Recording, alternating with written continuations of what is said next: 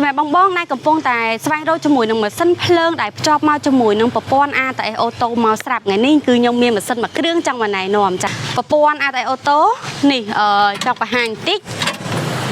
នេះគឺជាប្រព័ន្ធ ATS អូតូដែលភ្ជាប់មកជាមួយនឹងម៉ាស៊ីនភ្លើងស្រាប់តែម្ដងដែលនៅពេលដែលភ្លើងរត់ដាច់អីម៉ាស៊ីនភ្លើងយើងបច្ឆេះហើយពេលភ្លើងរត់មកវិញក៏ផលិតដោយខ្លួនឯងដែរហើយម៉ាស៊ីនភ្លើងដែលភ្ជាប់មកជាមួយនឹងប្រព័ន្ធ controller smart chain ផងដែរជាប្រព័ន្ធដែលឆ្លាតវៃឆែកទឹកឆែកប្រេងបញ្ជាក្បាលម៉ាស៊ីនមានបញ្ហាទៅលើម៉ាស៊ីនគឺអាឡាមជូនទាំងអស់តែម្ដងចាអញ្ចឹងបងពិតជាឆ្ងល់ថាម៉ាស៊ីនភ្លើងដែលភ្ជាប់មកទាំង ATS ផងទាំងប្រព័ន្ធ controller smart chain ផងតើកម្លាំងប៉ុណ្ណាអញ្ចឹង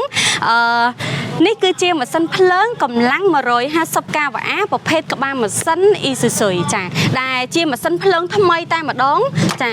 នេះគឺជាសភាពខាងក្នុងម៉ាស៊ីនភ្លើងផងដែរម៉ាស៊ីនភ្លើងថ្មីគឺ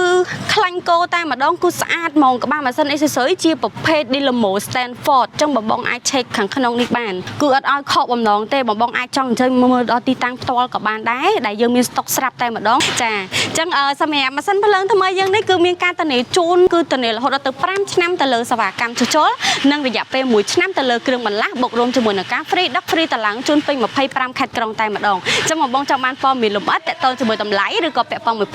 ម៉ាស៊ីនផ្សេងៗអីអាចតាក់ទងតាមលេខទូរស័ព្ទឬ chat ចូល page អរគុណ